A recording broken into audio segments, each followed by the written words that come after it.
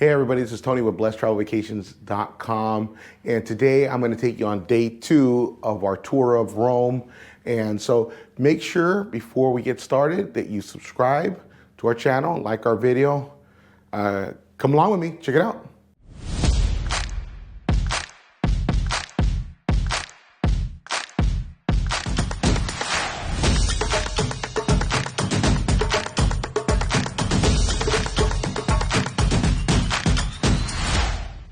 Welcome back, everybody. Our 3-part video series is designed to help you maximize your time while in Rome.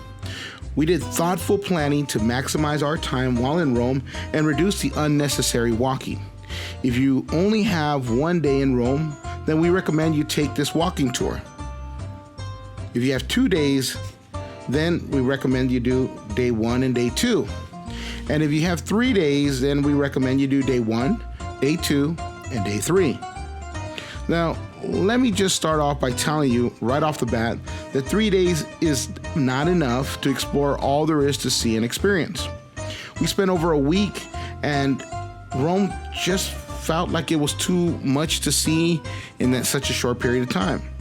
So if you want to really experience all that Rome has to offer, the first thing you need to do is give us a call at area code 562-459-4597 or go to BlessedTravelVacations.com, and we can put together an amazing itinerary and book your stay.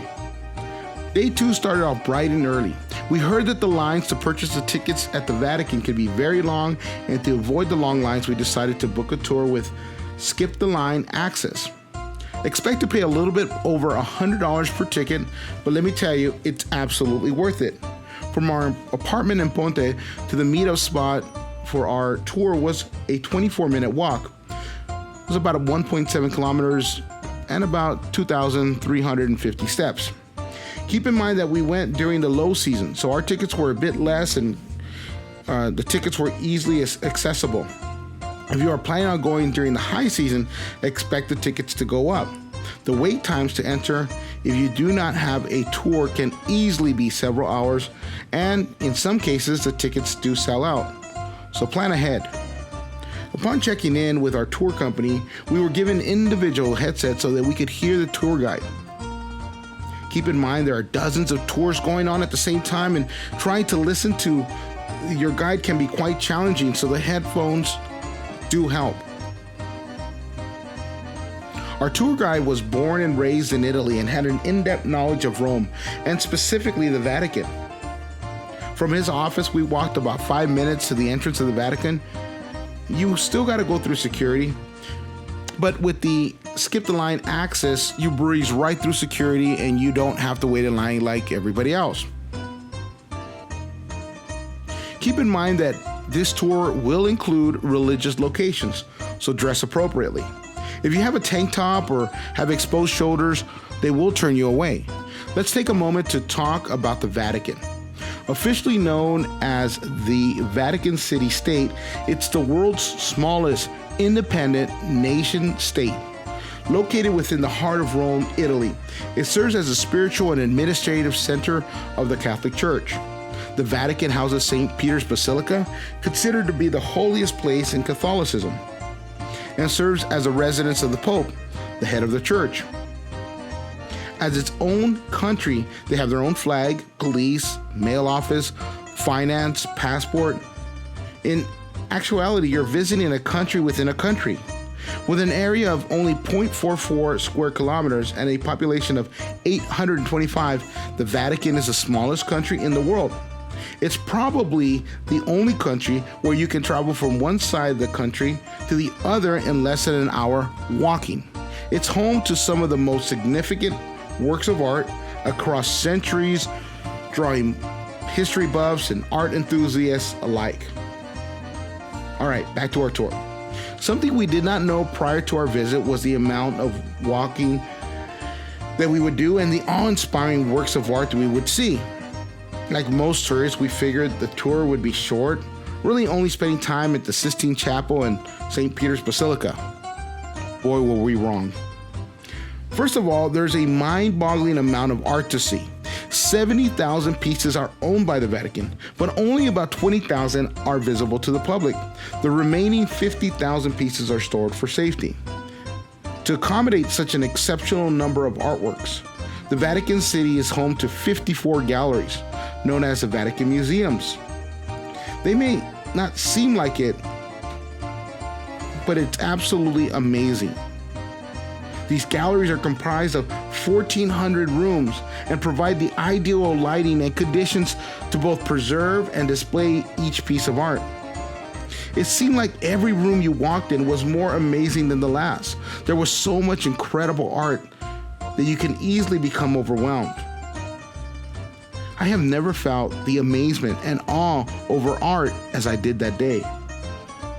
It was just like room after room after room of art, but not just paintings, but also sculptures and medieval maps and tapestry and furnishings and so much more. There were Greek and Roman sculptures, masterworks by Raphael, Giotto Borgognino, and Caravaggio, just to name a few Renaissance geniuses. While we're walking through the museums, don't forget to look up because you will see painted ceilings from Michelangelo in the Sistine Chapel. Sadly, we were not allowed to film there due to the fact that the Sistine Chapel is a Catholic church and filming as well as talking is not permitted. So while I do not have any film to show you, I have a picture to share with you. Expect to see museum pieces from Renaissance artists like Raphael, Guido Reni, Caravaggio, Apollonius, and Leonardo da Vinci. It's an amazing experience, this art, especially when you consider that many of these pieces are hundreds of years old. The preservation and care that they take is astonishing. The tour lasted about 3 hours. There are some advantages to taking a tour, such as skip the line, and of course you have a guide that gives you great insight as you're walking through the museums, but there are also some reasons why you would want to go on your own. One reason would be that you have to go, if you go on your own pace, if you do it on your own. And so you could certainly take more time at each of the museums, or you want to admire some of the pieces, you certainly can. If you have mobility issues, consider not doing a tour. Another reason is that tours typically end in St. Peter's Basilica. So if you want to go back to the museums, you either can't or you have to wait in a huge line. Okay, so now our tour is almost over and we enter St. Peter's Basilica. This is the largest Catholic church in the world. While it is massive, the art, the gold detail, the marble, it's also breathtaking.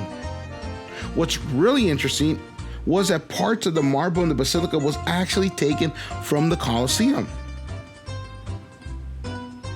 There's also an underground area where you can visit that houses the bodies of some of the past popes. You can spend hours in the basilica alone just admiring the contents. It's that impressive.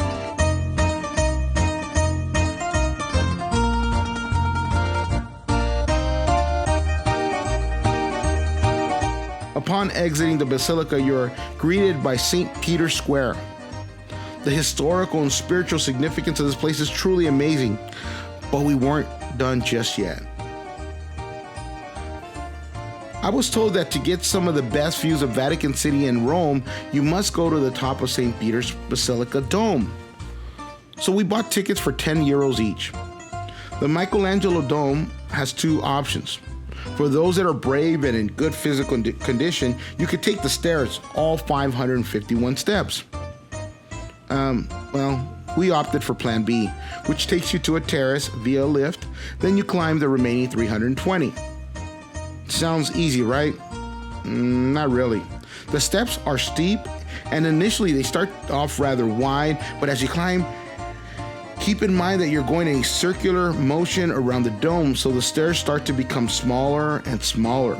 But not only that, once you get past halfway, there's a strong lean to the right. There's some airflow, but not much. In the hot summer months, this has to get really tough. Also, as you start to get tired, there are only a few places to step aside and let the younger whippersnappers pass you. And this part can be humbling. Right around the time that you feel like your heart's gonna rip apart from your body, you start to see sunlight and at last, victory. You are treated to an amazing view of Rome and Vatican City. Just take a look at this view.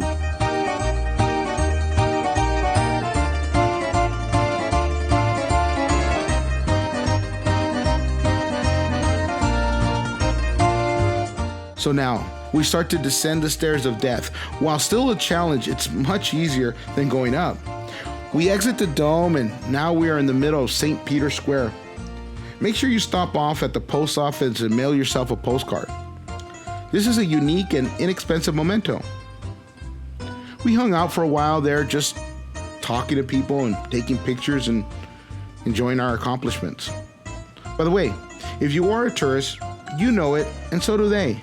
Make sure you do not keep valuables such as wallets and phones and money in your bags or pockets. There are pickpockets everywhere. In fact, the Vatican is home to less than 1,000 official residents, yet has the highest crime rate of any country in the world. True story. The most common crimes are shoplifting, purse snatching, and pickpocketing. And the officials at the Vatican tourism website itself ask tourists to be alert at all times. I travel with a bag that has some built-in security. I'll make a video of that soon, but if you're interested in what bags we recommend, please go to blessedtravelvacations.com/travel like a pro. We'll put the link below. But make sure you click on that link. Go to the some of the things that we recommend. We've been traveling for over 30 years, extensively, gone all over the place, and we have some really great recommendations. So make sure that you go through that website again, blessedtravelvacations.com/travel like a pro, and click on there and check out what some of the best things that we recommend for travel. By the time we were done, it was about 5 p.m. and of course it was dinner time, or as they say in Italy, ora de cena. So we walked to one of our favorite eateries, Ponte Vittorio. You gotta try the 4 formaggi pizza. I could still taste it. After a wonderful meal, we walked to Castel Sant'Angelo. But by that time it was closing, so we didn't go in, but I would recommend you plan your day to visit this beautiful location. Here's some snapshots of what it looks like. With our stomachs full, our excitement peaked, and with extremely tired feet, we walked back to our apartment. In total, we clocked 26,000 steps that day, and each one was totally worth it. Now, let's get some rest, because day 3 is gonna be a big day, next level kind of stuff. Family, if you're thinking about going to Italy, or you wanna have an Italian vacation, or anywhere in Europe, please make sure you call us first. Go to blessedtravelvacations.com. There's a little chat button there on the lower right-hand side. Click on that. Let us know where you want to go. One of our travel and European specialists will reach out to you and make sure that we plan that perfect vacation for you. All right, so until tomorrow, arrivederci, dal mio amico. Stay blessed, guys.